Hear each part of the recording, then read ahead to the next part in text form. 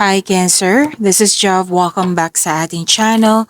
By the way, Cancer, this is your weekly Gabay Tarot reading from June 15 to 21, 2026. Gamitin ang reading na ito bilang gabay lamang. Tandaan, Cancer, kunin niyo lamang ang mga mensaheng tumatama sa inyong sitwasyon at iwanan ang hindi. Gabay lang ito at ikaw pa rin ang may hawak ng tadhana mo. Kung handa ka na, Cancer, tingnan natin kung ano ang gustong sabihin sa iyo ng universe ngayon.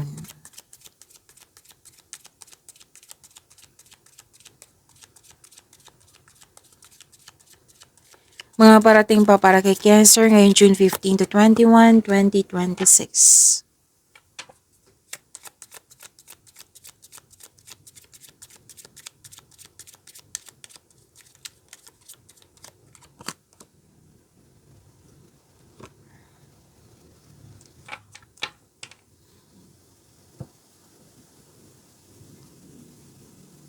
Okay.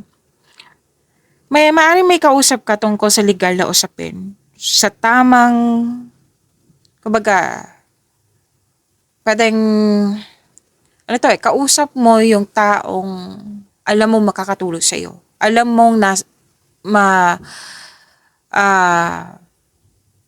nasa tama ka. Like, itong taong ito ay anong tawag dito? Marami siyang alam. Like, pagkausap mo siya, comfort, alam mong nasa tama ka. Marami na siyang experience. Pwedeng mentor mo to. Or di kayo literal na lawyer, judge, priest, medicine man or woman. Bala din, nagbe-brainstorming kayo. Cancer.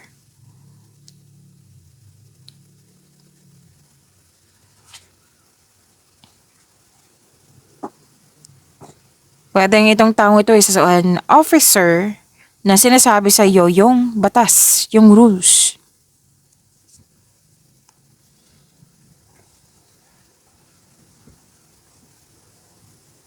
Institutional rules. Okay? May nakita kong strategiya dito. Strict protocols and objective truth. May hustisya dito ha. May nakita kong hustisya.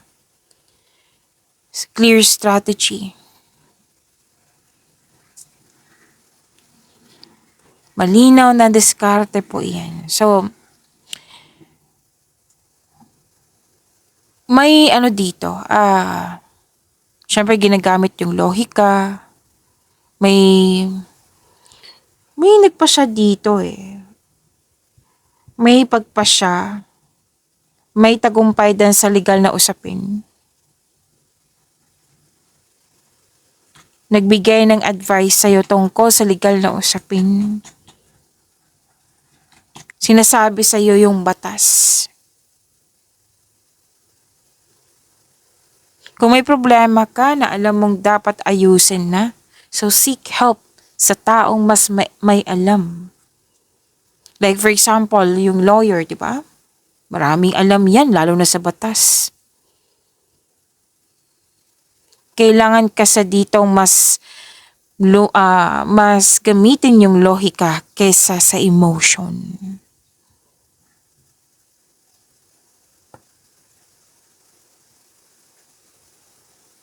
May kontrata ko nakikita dito.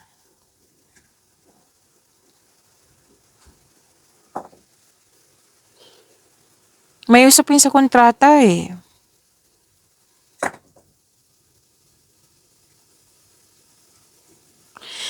Sabi na yung court, intindihin ng mabuti yung kontrata. Yung yung nakasulat dyan sa dokumentong yan.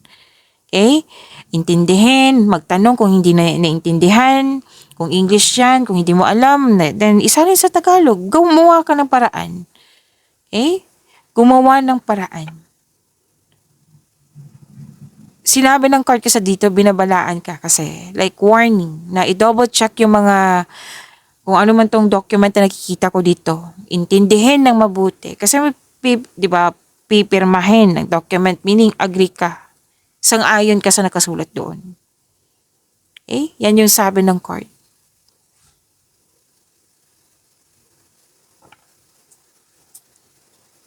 May pag-uusap din tungkol dito sa divorce.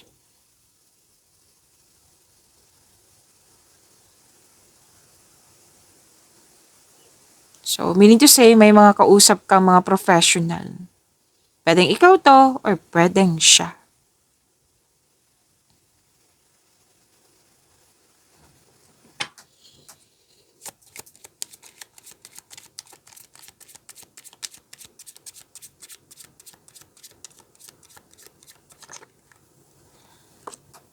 Discovery.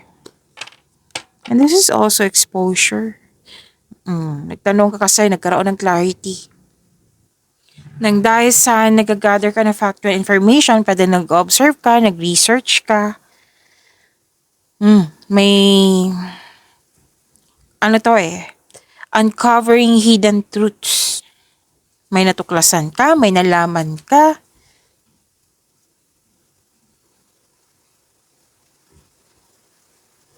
Kumbaga, misteryo sa'yo, pero ito yung uncovering, ang pagtanggal ng misteryo. Ang pagtuklas ng mga nakatagong katotohanan. Nakakuha ka ng mahalagang tagumpay na impormasyon. Pagtuklas, exposure, kalinawan, yan yung nakikita ko. Nabunyag ang katotohanan. Actually, bigla ang tagumpay ito eh.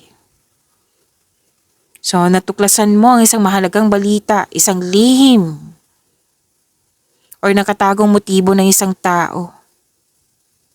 So, pinapayuhan ka ng card mo dito na magtiwala sa iyong katalinuhan. Kapag lumabas na mga katotohanan, maaari kang pumili ng hindi, kumbaga, anong tawag dito? Maaring kang pumili ng hindi ka tinatablan ng mga, ng mga tutol.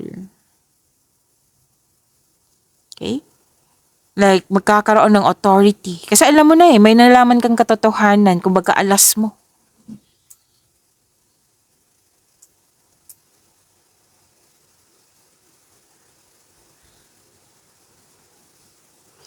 May hindi nagkakaunawaan dito at ngayon may nalaman katotohanan na siyang dahilan na magkakaayos.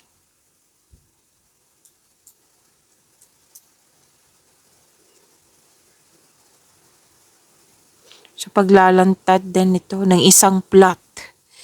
Like, tinatago tapos nabulgar. Kumbaga sa madaling salita na sekretong nabulgar.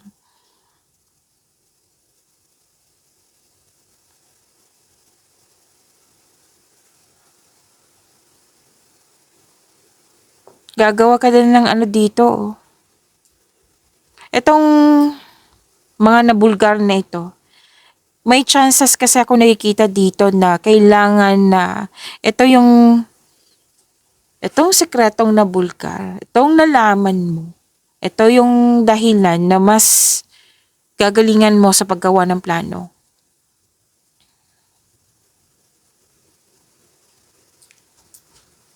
Oh, wow. Balanse ng account o investment package.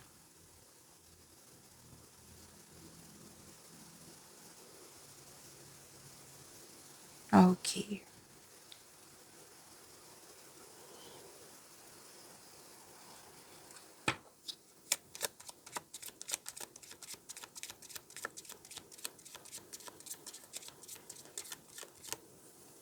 Pansin ko talaga to sa mga readings ko ngayon. Maraming kausap. Yeah, it might be if nature to ng work nyo na maraming kausap.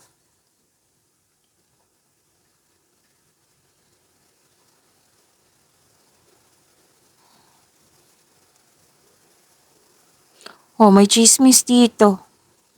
Or di kayo, di ba may chismis na like, nag-uusap lang kayo tungkol sa mga mahalagang usapin, yan.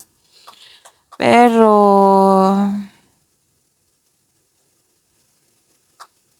may mga dito, may nag-uusap dito, parang walang ginagawa. Mas inuna yung chismis kaysa responsibilidad or trabaho.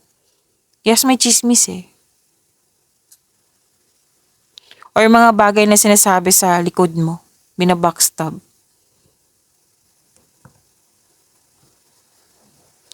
Kumbaga mga walang kwentang chismis. Oo. At, may nakita kasi ako dito parang chinichismis ka or pinagtatawanan. Cancer, hindi ibig sabihin na magalit ka ha. Or, kumbaga, mag-response ka kaagad. At least aware ka. Baka nagbibigay ka ng tiwala sa mga taong ito. 'Di ba? So, put limitation na. Huwag na mag-response. Mapapagod din niya sila. 'Di ba? Sinabi naman ng card mo kanina, walang kwentang pag-chismis. Oo. Pinapayuhan ka ng card mo. Oh. Wag mo itong masyadong seryosohin. Kasi mababaw eh. Walang kwentang daldalan.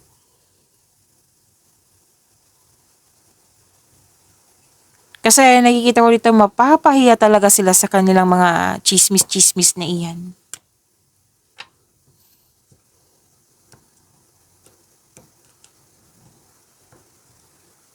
May nakita ko din ako dito nanghihimasok sa mga buhay na may buhay. Yung nangialam. Like, very private ka. Example to, very private ka sa love life mo tapos nanghihimasok yung mga kasamahan mo dyan. Like, very curious sa'yo, yan.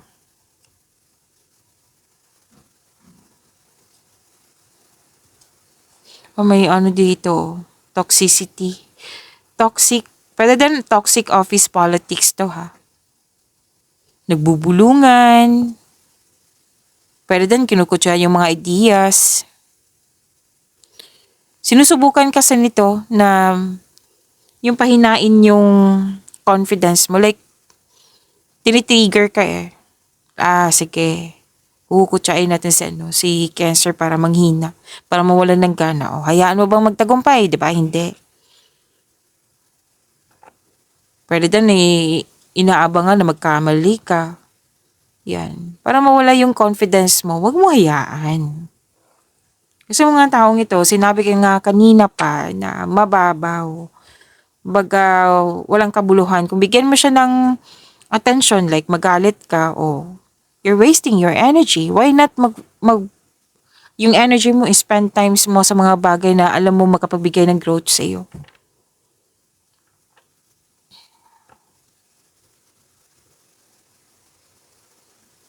At, by the way, may sabi kasi ang card dito.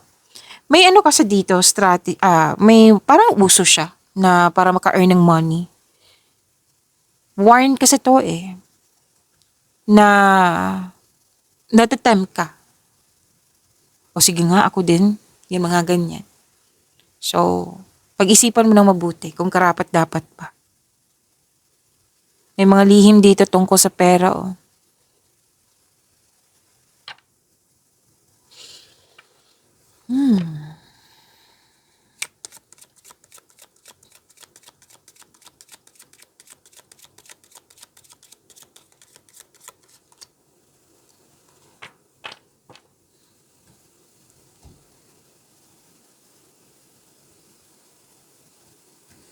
Cancer, may energy ng babae dito. Maaaring ikaw to or siya. Charming, very attractive. Maaari din na may desire itong makuha ang atensyon mo. Or, ikaw ito na gusto makuha yung atensyon. Ikaw ito na gusto mong makuha ang atensyon niya. Pwede may nangyayaring flirtation, romance, yes, ligawan. Kung ikaw ay lalaki, maaaring itong babaeng ito yung parating sa iyo. Maganda, kaakit-akit. Very confident yung energy niya.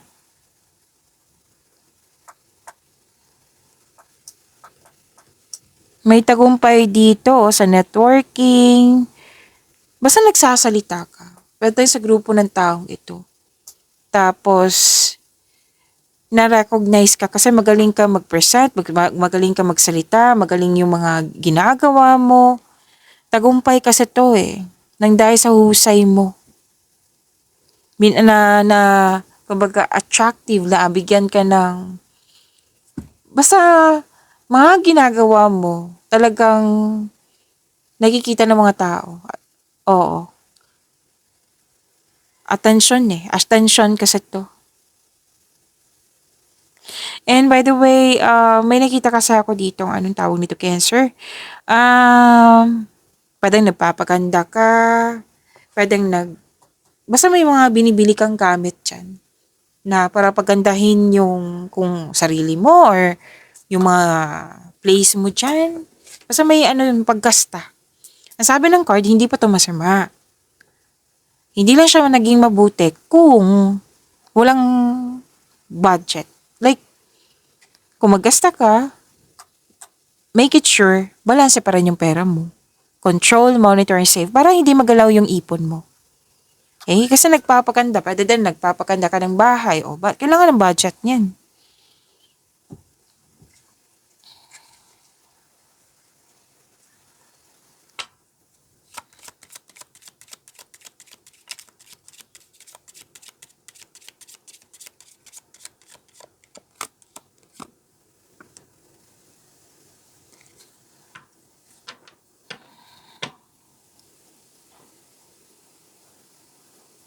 Okay. May extra effort dito. May pansamantalang sagabal. Pwedeng delay ito.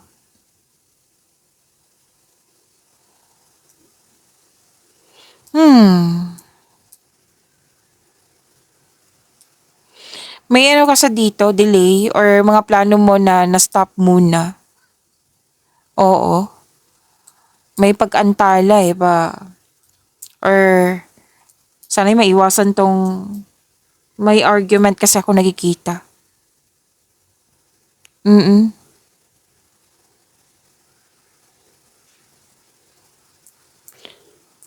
So, habaan. Kung may delay kasi, kailangan kasing habaan ng pasensya at pag-intindi na hindi makakatulong yung init ng ulo.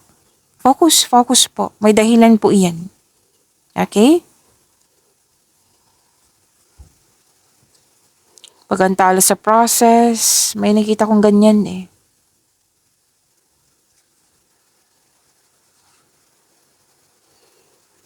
Naalala niyo yung kontrata? Parang hindi na pirma, parang hindi ka pumirma. Pwede din.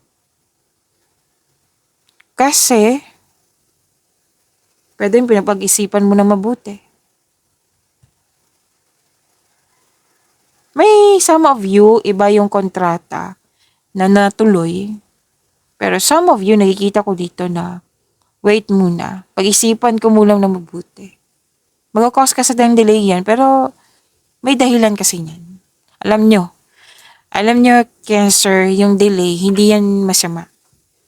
May mga dahilan yan to protect you, para may ma-realize ka bago dumating yon or para bago magbigay ng aksyon. May mga dahilan yan, magandang dahilan. Yan na lang isipin nyo. Kaysa mabad trip, diba?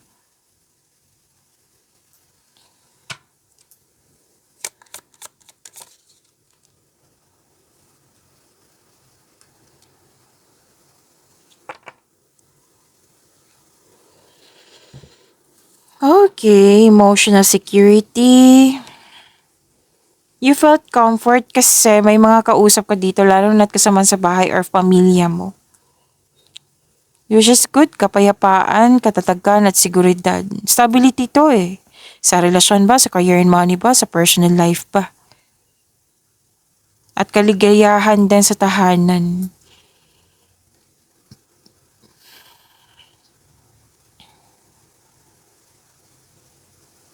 May bumili din ng bahay or properties. May dito, nag-decide na bumuo na ng pamilya.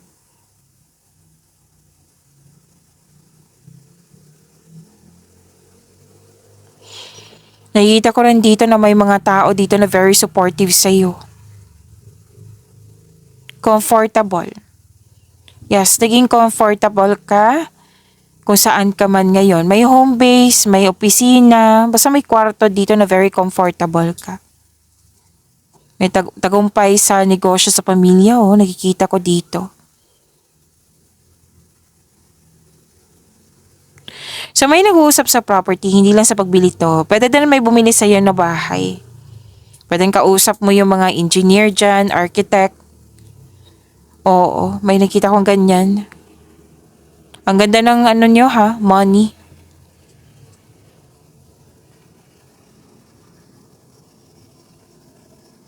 Ang ganda ng money nyo. Ano to career and financial stability. Yes.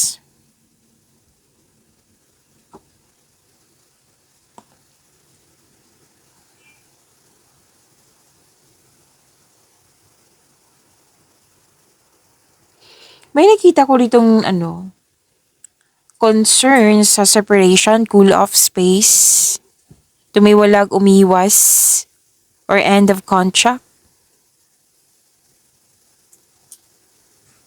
Yes, may nakita ko dito. Parang naalala niyo lang to. Oo. Parang na mismo na nagkaroon ka ng loss of connection. Kuha tayo ng initial number for you. Ngayong June 15 to 21, 2026.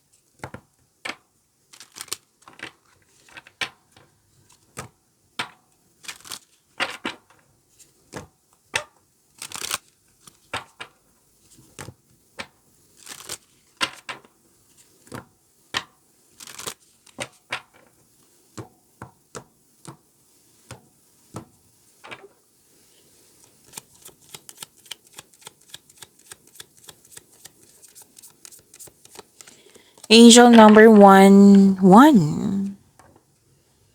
Sabi po dito, you have keen awareness of what is happening around you. A strong intuition is your gift and will help you understand the unspoken feelings and thoughts of others. This insight allows you to be a great guide and supporter.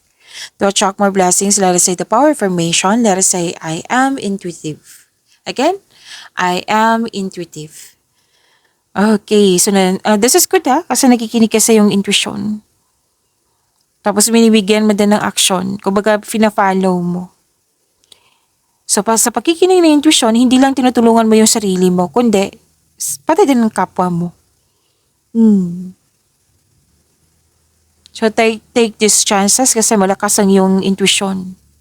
This is your gift. Nakikita ko lang dito na very supportive ka, nagbibigay ka ng wisdom message din sa kapwa mo. So, i-claim niyo po ito, Cancer. Angel number 11.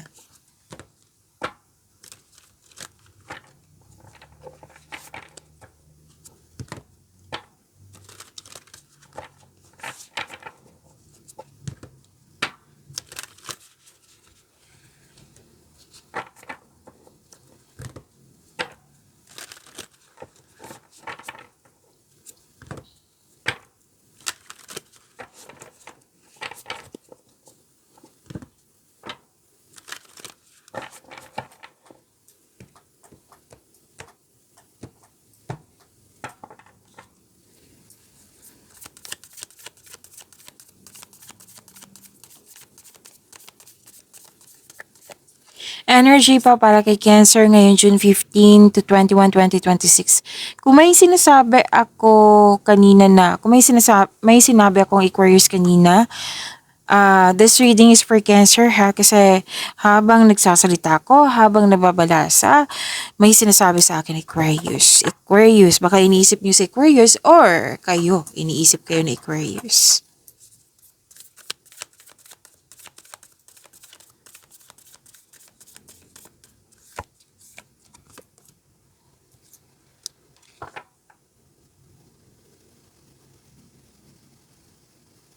Okay.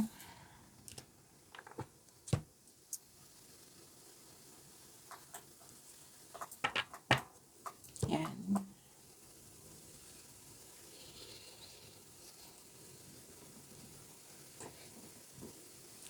Cancer, maraming salamat po sa mga hindi nag-skip ng ads. Subscribe na po kayo sa ating channel at click bell notification para updated po kayo sa reading natin. Para po sa mga gusto magpa-reading po, comment po kayo ng personal reading and check mo reply sa comment section.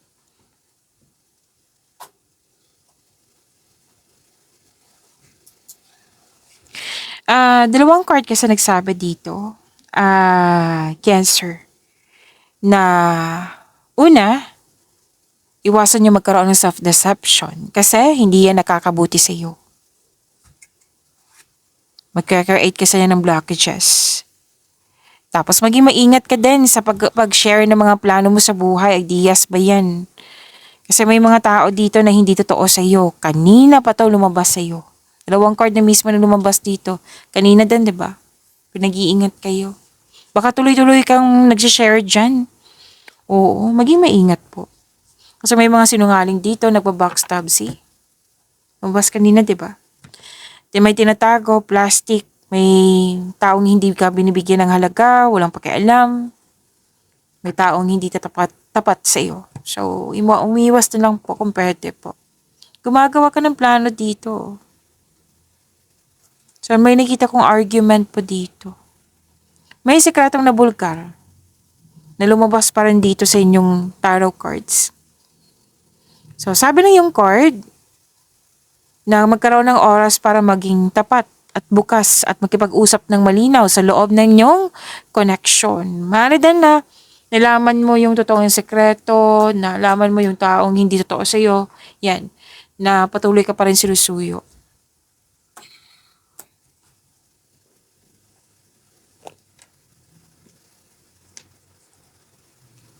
So, bumuo ng isang diskarte para makuha ang gusto mo at umiwas. Dalawang card kasi nagsabi dito. Pay attention ka na. Cancer, umiwas po sa toxicity.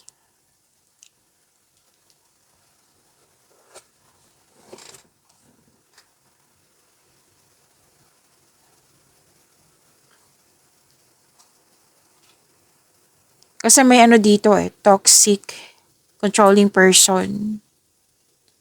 May mga ginagawa ka dyan na alam mong hindi nakakabuti sa'yo, pero patuloy pa rin. It might be may dahilan ka. Or di kayo overspending to sa trabaho, overspending sa kaperahan. Controlling person. Kailangan kasi, itong dalawang card na ito, kailangan pong freedom, balance, at recovery. Save yourself. Tulungan ang sarili.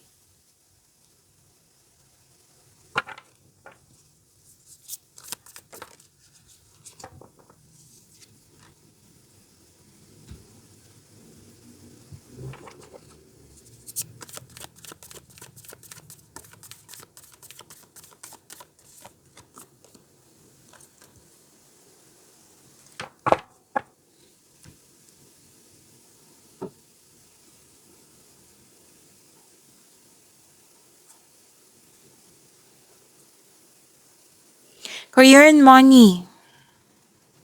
Some of you may tinuturuan or customer kliyente ng mga bata. Oo, nakikita ko dito or ang may grupo ng tao dito na very supportive sa iyo nang siyang dahilan na na-motivate ka, na mas focus ka sa mga ginagawa mo at sa pag-achieve ng goal mo. Pwedeng may reunion na mangyayari or outing, team building, pwede din.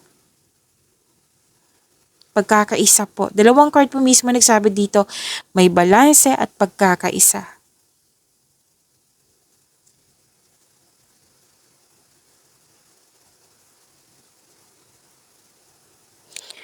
Some of you, lumabas din to kanina, may namuong romance sa workplace mo or yung partner mo katabaho mo po. And this card also means may makipag-business partners sa'yo or makipag-teamwork sa'yo. At nakikita ko rin dito, gusto mo yung mga ginagawa mo kasi nagbibigay ito ng financial stability sa iyong buhay at nagagawa mo yung passion mo at the same time. Ang ganda. May promises dito, commitment, deal. Ang ganda po. I-claim niyo po, ang ganda.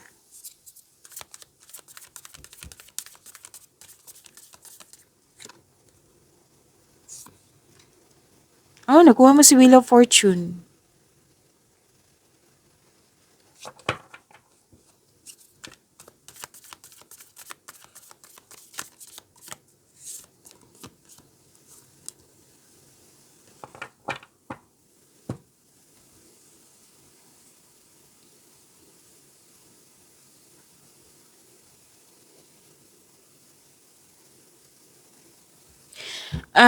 Cancer, gusto niyo bang ma-prompt kayo, ma-notify kayo like, anong tawag nito?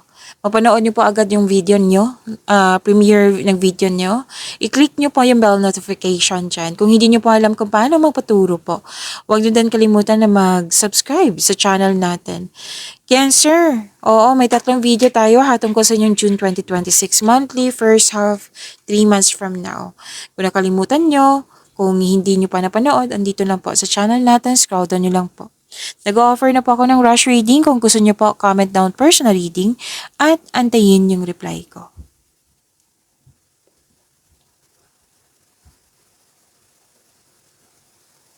Love and romance. Sa mga single dyan, may chance na ma-meet mo na yung new romantic partner mo. This is destiny kasi. Yes. Sa mga relasyon sa buhay mag-asawa na may problema or hindi pagkakaunawaan, sabi na yung card dito na may dumating na blessing sa inyo or changes nang siyang dahilan na magkakaayos kayo. So, mag-focus ka sa makontrol nyo in order to find peace. Let go mo na po ang hindi mo makontrol. So, may darating na blessings changes sa inyong buhay. You are moving from a painful cycle to happiness. So, embrace this new situation. This is good karma and good luck. Claim nyo po.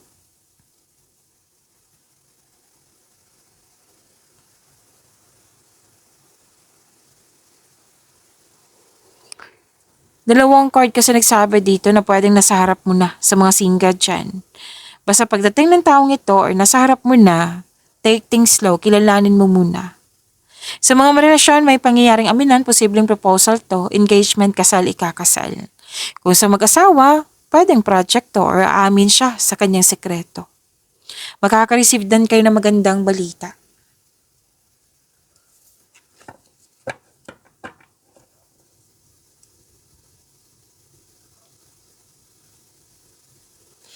Okay, kasi lahat kayo nagkaroon ng hard work, productivity. Kasi nga, di ba sinabi kanina, maaaring may project na ino-offer sa'yo yung partner mo. Hard work, productivity, lahat kayo nagkaroon ng sense of stability para ma-secure yung future nyo nga. Okay? Na ang ilan dito gusto magtayo ng sariling pamilya. Di ba may proposal na. So, nag-clarify na naman. Okay, so ang ganda po nito. I-claim niyo po ito. Pag-imanin niyo po yung blessings na binigay sa inyo. Cancer, see you tomorrow. Maraming salamat po.